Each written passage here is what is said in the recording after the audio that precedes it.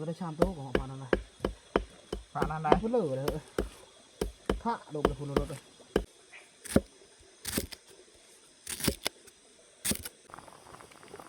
พอดอกมันสุกแล้วรถยังหอยเนาะยังหอยสุกเจอ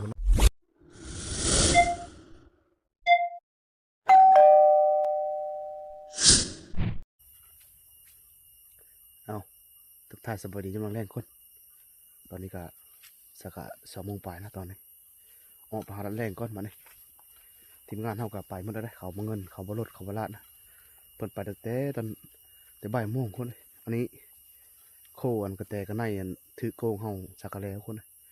คันบ่โคเพิ่นยามมันเน่ามันบูดคนเฮ็ดแห้งเฮ็ดปีงไว้แล้วก็มันแห้งมันเฮิดก็เอาไว้ก็เขาเอามาทำบ่อนคน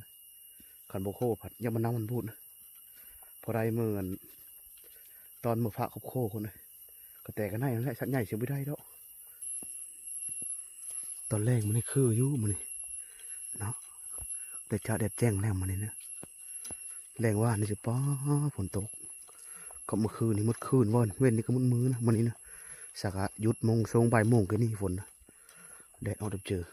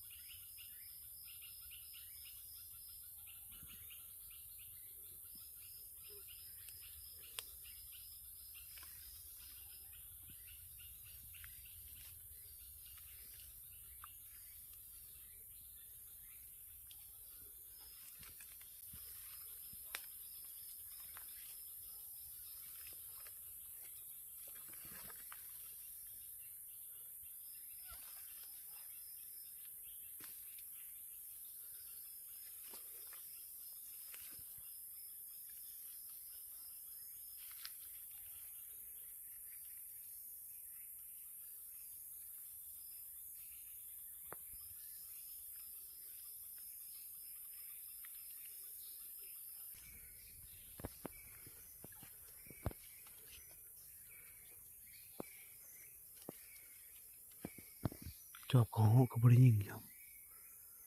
มันลากคนมันไปบ่เห็นเราจะไปทางนั้นเลยของคนนี้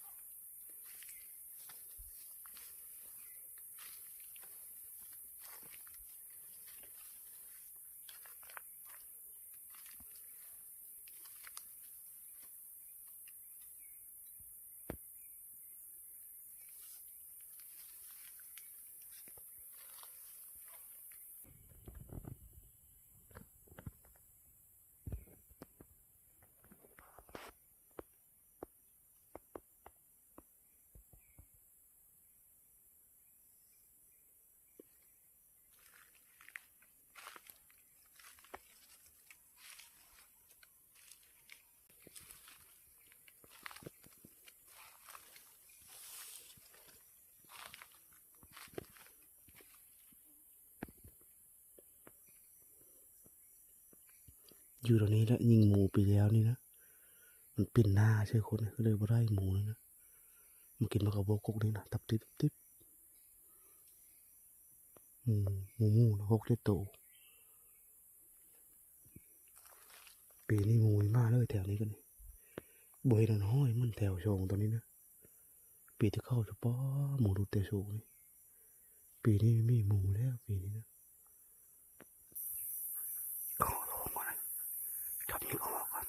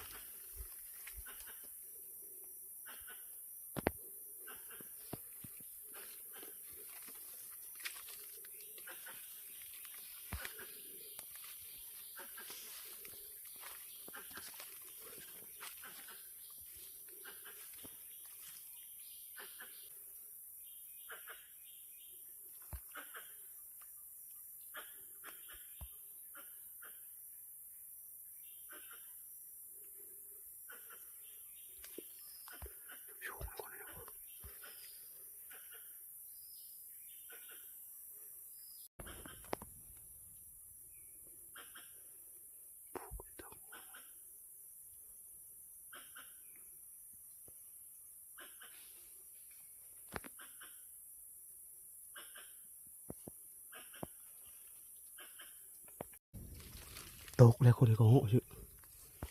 มันห้องจะปลาไม่ซี่ผู้สูงนี่ก็เหาะกัน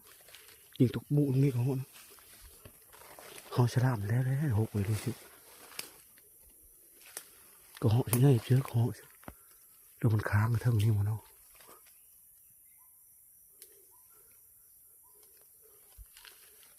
ก็เหาะตกเอาหามเขาเลย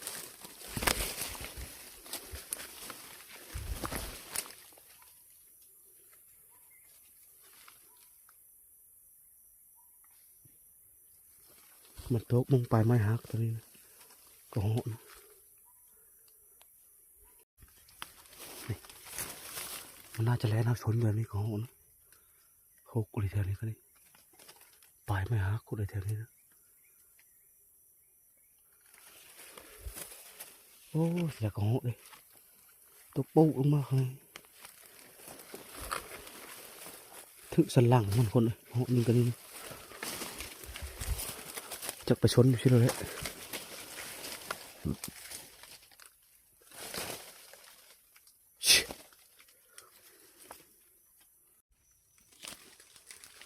ไปทางเราดิ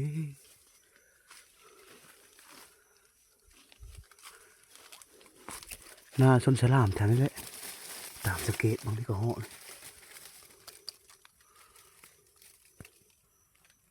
มันมืดกูเลยจนใต้ไฟหา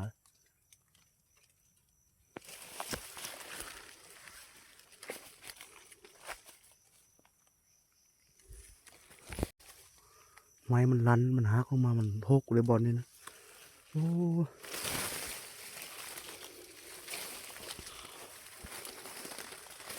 ตายหน้าเพื่อนเหาะสีดาเดี๋ยวก็ยิงรถตกมาไม่ได้ครับไม่หาเลยคนหาโถมันอะไรแค่นี้ก็พอมันค้างอยู่เถิงบอลนี่ก็ไม่เหลวหาเลยบ่เห็นคนเลยสุดท้ายตกเอากลางฉลามมันเนาะฉลามแต่มันไม้ฉลุลงกันนะ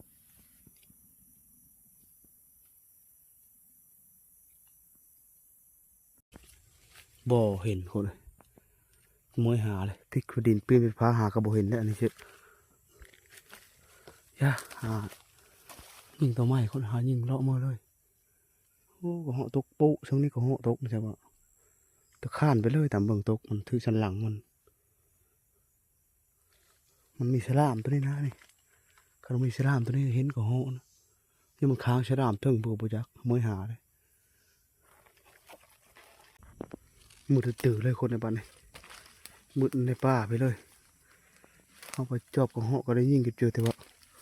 บ่ได้ก็เหาะก็โอ้บ่ได้พอเลยเฮามื้อนี้สำหรับเฮา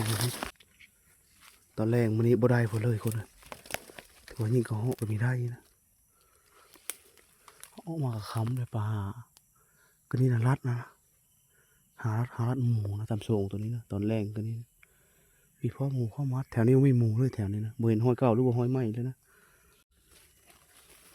ก็เหาะมันก็รักอะไรรอก็เหาะนะยิ่งแต่เราก็อยู่ปลายซี่ปลายพวกคนก็ขึ้นมันหลายแถวนี้นะวันนี้กับมื้อนี้ก็มีโหมดหนึ่งอีเลยมาขึ้น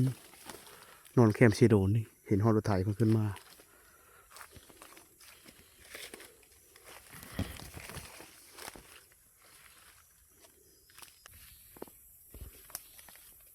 นกก็จนหาบนนอนเลยนกก็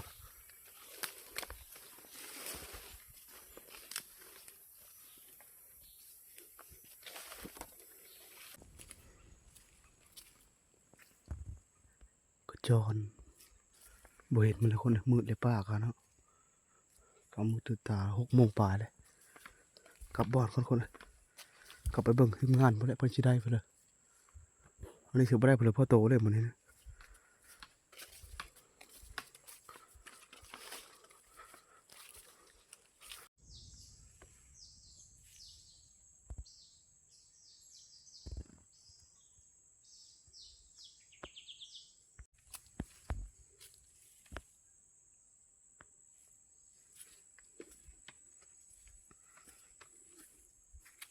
เงียบคักเลยตอนแรกมันนี่นะสมอยติ้งอยู่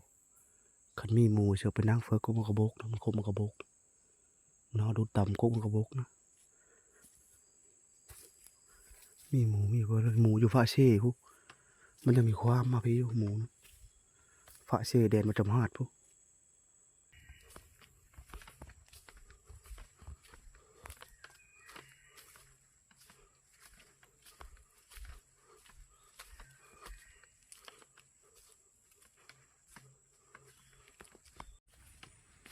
ทีมงานเขาปลาโวดเอาคนเลย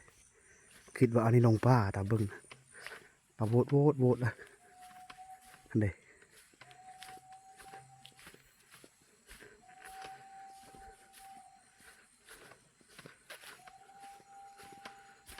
ปลาโวดเอาคนเลยเนี่ยเริ่มลาดเริ่มได้เพิ่มเลยนะก็เสียกระบังตึกตักแท้ในบ้านกลิ่นคนใดได้เพิ่มเลยพักเล่นนะได้แต่ตัวนึงแต่ตัวนึงผันกลิ่นมาได้ผันกลิ่นมาได้สไลลูกสไลอยู่เว้าได้อันนี้บ่ได้เพิ่มจักโตอันนี้พอดีหากระหอกเมื่อตาหาไม่เห็นตกอะแล้ว3 โตนี่บ่มนี่นะ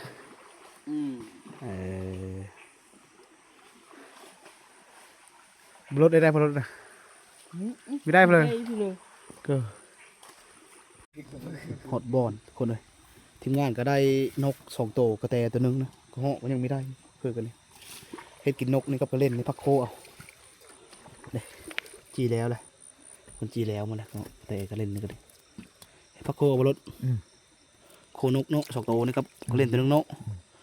แต่ในปิ้งไว้กระแตนกปิ้งไว้นึ่งข้าวบ่นึ่งแล้วอะไรเพิ่มมาคือบ่ได้มาข้าวบ่ได้มาจากดีนึ่งนิดหรือบ่เครื่องแห้งก็ได้สะสมกูมือก็ได้ได้6 7 โตได้สะสมตัวนึงมันนี่กระแตตัวนึงมันนี่สะสมบ่จะยามอยู่โกงไปมีหอดเลยมันค้ำก่อนระยะแล้ววะค้ำหมดตื่นตาละระยะเชื่อมอน้อยดิมอน้อยดิโอ้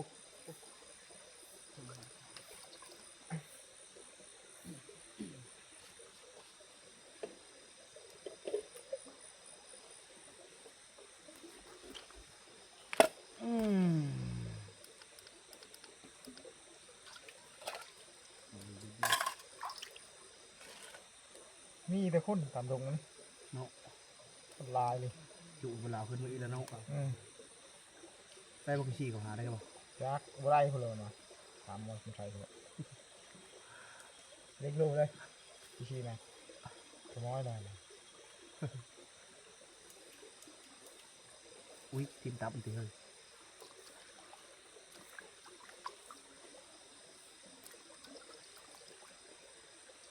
เริ่มการออกมาเลยนะ ไปแล้วแมลง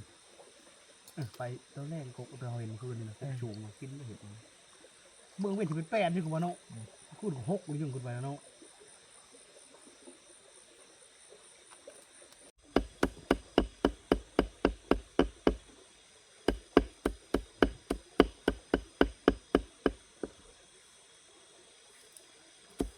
บรสได้กินแต่ละมื้อเลยแซ่บได้บรสกินเช้านี่ก็ว่ามันจะปลาฮัดโบ้งขมขี้บ้า ข้ามไปยิงมันก็ได้ชามโต๊ะของพานั่นนะพานั่นได้พุ่นเลยเลยพระโดนไปพุ่นรถเลยพระนี่แหละลายเท่าไรลายขาได้พระแกงกระบาลพานะพระได้ไปมันก็ได้ชามโต๊ะพุทธะกลับเอาได้กลับมานะเพชรเอวพุ่นไหนอุดจับมันอยู่พุทธะตอกโยเนี่ยมันเนี่ยหุ่นตรงนี้นี่กระติก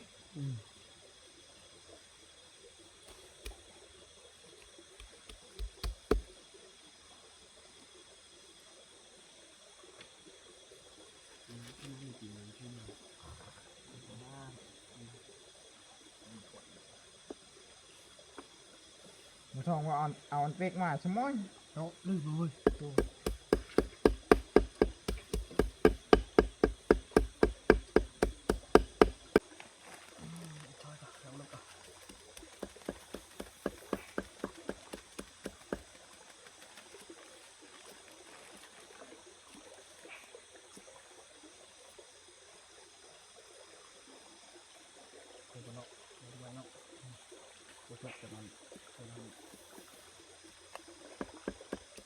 คนเพื่อเขาดิ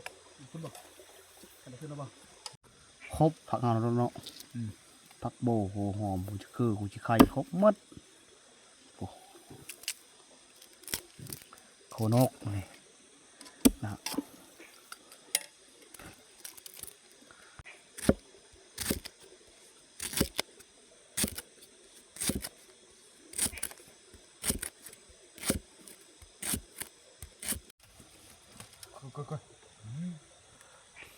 โคชุกก่อนเติมน้ำล้างหอยเชื่อน้ำคนหอยเกตเนาะนี่เขาบลาดเก็บมาได้ถุงยางลมนึงเชื่อต้องหอยเกตต้องหอยเลยบริเชื่อข้าวมันเอาอะไรกันเชื่อมือ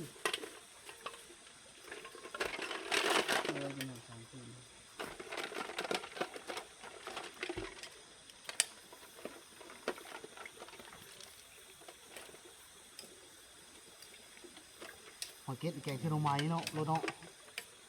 ที่ไม่ไหลรถเนาะรถไม่ได้ไปเบิ้งมาจริงจังเนี่ยอ้อแล้วก็เนาะอุ้ยเยอะพอดีหนาวมือต้มหมูซุปใช่ไหมอ่อนเลยมือกับต้มจักกับพ่อหอยเชื่อดำเกตคนลายเกต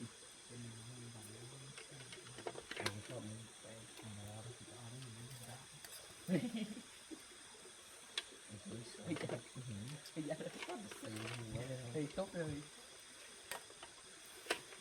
ตกเอาเลยเอาหน่อไม้นะ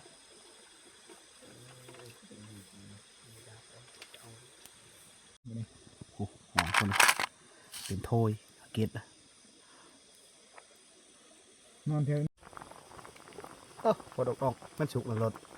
ยังหอยเนาะยังหอยสุกเจอเนาะชิมหรือเปล่าชิมเลยชิมกระจ้างอาประกันต้องชิมมือรถเฉยแค่ได้นะหอยเฉยเลยชุกกระโปรงเลยปองอ๋อเต็มมองมาเลยน้อยหอยเกล็ดแน่นกแน่สองตัวลิหัวหน้าลิขวดเลยปอมากินข้าวนี่ข้าวแรงกินข้าวง่ายเนาะข้าวแรงเนาะกินข้าวเพลงหอยเกล็ดคนเลยปีชิ้นกวางปีละเดี๋ยวหอยเกล็ดสนุกยองแค่แน่มานี่นะจางตึ้งเลยเดี๋ยวโทรอีกเนี่ยคนมากินข้าวนี่ข้าวง่ายจำข้าวแรงคนเลยแกหอยเกล็ดสนุกกับกระเล่นน้อยตัวนึงมานี่นะเดินขนาดมองแล้วบูกระชง โอ้แซ่บเฮ้ย โน่นหน่อย ราคาเว้ย ครบไปเคิงหมดนี่เอาต้องจำนี่แล้วกินข้าวอยู่บนบ่า หมดนะครับบ่ครบแต่ผู้กินบ่ได้นุ่มเชื่อเดี๋ยวนี้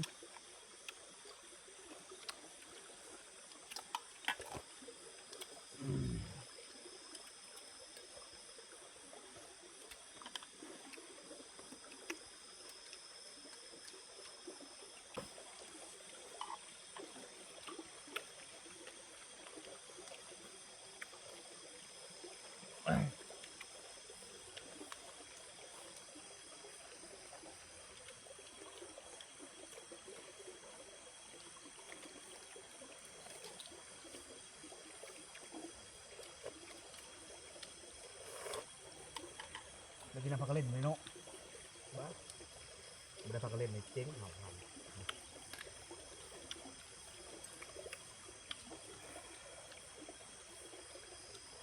เป็นมานั่งอยู่บ้านเขาจะได้ยินเก่งนี่ก็ไปอีได้ได้เท่